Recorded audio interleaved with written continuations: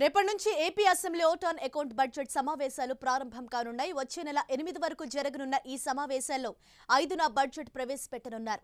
తర్వాత 3 రోజులు దీనిపై చర్చ జరగనుంది. అటు ఏపీ ప్రతిష్టాత్మకంగా తీసుకొచ్చిన కియా తొలి కారు రోడ్డుపైకి వచ్చింది. మొదటి కారును సీఎం చంద్రబాబు విడుదల చేశారు. వైఎస్ బొత్స వోక్స్ వ్యాగన్ ను రాష్ట్రానికి రాకుండా పోగొడితే తాము కియాను తీసుకువచ్చి చూపామని చంద్రబాబు వ్యాఖ్యానించారు. మరోవైపు అయిపోయిందేదో అయిపోయింది, ఇకరైనా రాష్ట్ర విభజన హామీలపై పోరాడాలని ఉండవల్లి ఆధ్వర్యంలో జరిగిన అఖిలపక్ష సమావేశం నిర్ణయించింది. ఈ సమావేశానికి వైసీపీ, సీఎం పార్టీలు హాజరు కాలేదు.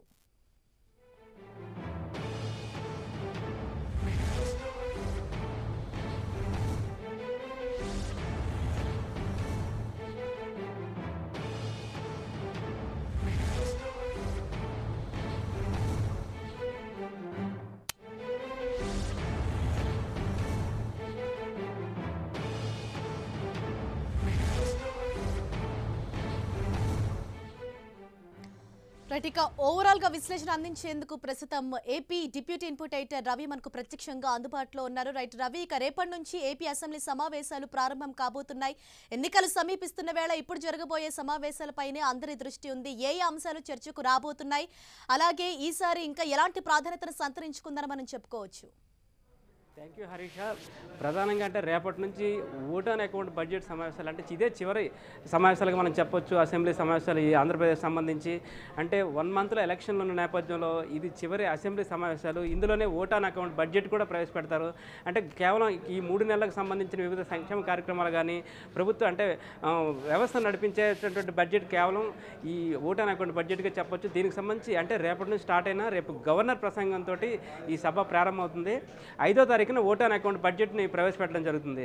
అని ఈ మొత్తం చూసుకుంటే 6 పని దినాలు వర్క్ అంటే జరిగేటట్టుగా ఈ అసెంబ్లీని ప్లాన్ చేశారు. దీనికి సంబంధించి అంటే ఇప్పటికే గవర్నర్ ప్రసంగానికి సంబంధించి కూడా కీలకమైన చర్చ జరుగుతూ ఉంది. అంటే గత కొంతకాలంగా విభజన హామీలు అమలు చేయడంలో కేంద్ర వైఫల్యం చెందిందంటూ అధికార పక్షం తీవ్ర స్థాయిలో విరుచుకుపడుతున్న వేళ ఈ అంటే సమావేశాల ద్వారా కూడా అంటే గవర్నర్ ప్రసంగంలో కూడా ఈ అంశాన్ని చేరుస్తారని ఒక చర్చ నడుస్తూ ఉంది. అయితే గవర్నర్ దీనికి ఎలా స్పందిస్తారనేది కూడా తెలియాల్సి ఉంది. మొత్తానికైతే ఈ ఓట్ ఆన్ అకౌంట్ బడ్జెట్ సమావేశాలు 6 రోజులు జరిగినప్పటికి కూడా కొంచెం కీలకంగా మనం చెప్పొచ్చు చివరి సమావేశాలు.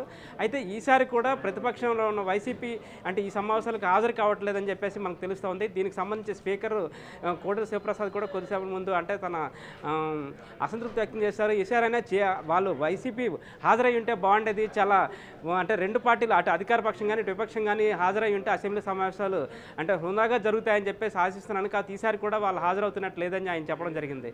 మరోవైపు మనం తీసుకుంటే విభజనకు సంబంధించి అంటే రాష్ట్ర విభజనకు సంబంధించి తర్వాత విభజన హామీల అమలుకు సంబంధించి ఇప్పటికీ అన్ని పార్టీలు కూడా అంటే దీనికి సంబంధించి వివిధ రకాలుగా వాళ్ళ తాలూకా ఆందోళన వ్యక్తం చేస్తున్నాయి, ఉద్యమాలు చేస్తున్నాయి. అయితే ఈ నేపథ్యంలో ఈరోజు ఉండవల్లి అరుణ్ కుమార్ ఆధ్వర్యంలో విజయవాడలో జరిగిన సమావేశం చాలా కీలకంగా మనం చెప్పొచ్చు. ఆల్ పార్టీ మీటింగ్ అంటే తటస్థులు ఆల్ పార్టీ మీటింగ్ పెట్టడం జరిగింది. ఇది మనకు ప్రధానంగా చూసుకుంటే ఇందులో సంబంధించి అటు అధికార పార్టీ కూడా మంత్రులు హాజరయ్యారు. మరోవైపు అంటే వివిధ రాజకీయ పార్టీలన్నీ కూడా జనసేన నుంచి పవన్ కళ్యాణ్ స్వయంగా హాజరయ్యారు దీనికి. కానీ ఇటు వామపక్షాల నుంచి సిపిఎం కానీ వైసీపీ అంటే విపక్షం వైసీపీ కూడా దీనికి హాజరు కాలేదు. కేవలం అంటే టీడీపీ హాజరవుతున్న నేపథ్యంలోనే మేము హాజరవటం లేదంటూ వైసీపీ ఇంతకుముందే ప్రకటించడం జరిగింది. అయితే ఇక్కడ కూడా అంటే భిన్నాభిప్రాయాలు వ్యక్తమైనప్పటికీ కూడా ఎన్నికల ముందు కానీ ఎన్నికల తర్వాత కానీ అంటే విభజనకు సంబంధించి రాష్ట్రానికి కావాల్సిన నిధులు కానీ ఇతర హక్కులకు సంబంధించి ఏకతాటిపై పోరాడాలని చెప్పేసి హాజరైన రాజకీయ పక్షాలన్నీ అంటే వ్యాఖ్యానించడం జరిగింది. దీనిలో కొంత భిన్నాభిప్రాయాలు వచ్చాయి. అంటే బీజేపీకి సంబంధించి ఒక రకమైన వాదన వచ్చినప్పటికీ టీడీపీ అయితే దాదాపు 1,16,000 కోట్లు కేంద్రం నుంచి రావాల్సి ఉందని చెప్పేసి కూడా ఈ వేదిక ద్వారా చెప్పడం జరిగింది. మొత్తానికి అంటే విభజనకు సంబంధించి ఈ తటస్థుల అఖిలపక్షం ద్వారా మరోసారి కేంద్రానికి తమ హెచ్చరిక జారీ చేశారు.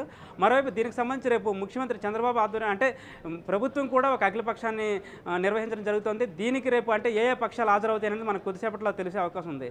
ఇంకో చూసుకుంటే వైసీపీ అంటే విపక్షానికి సంబంధించి కూడా అంటే ఎన్నికల నేపథ్యంలో సొంత పార్టీలోనే లోకలు కానీ ప్రధానంగా చూసుకుంటే జగన్మోహన్ రెడ్డి సొంత జిల్లా కడపలోనే నిన్నటి నుంచి చూసుకుంటే కనుక తీవ్ర స్థాయిలో అంటే పార్టీ శ్రేణుల నుంచి వ్యతిరేకత వ్యక్తం అవుతుంది.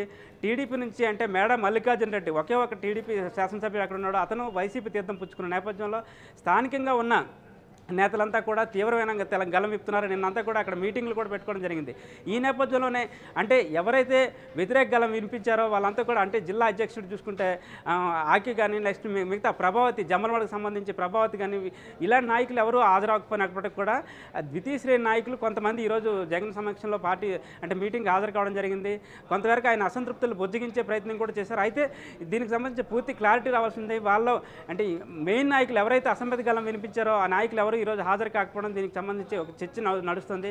అయితే జగన్మోహన్ రెడ్డి స్వయంగా రంగంలో దిగి నేతలతో చర్చలు జరుపుతున్నట్టుగా మనకు తెలుస్తుంది.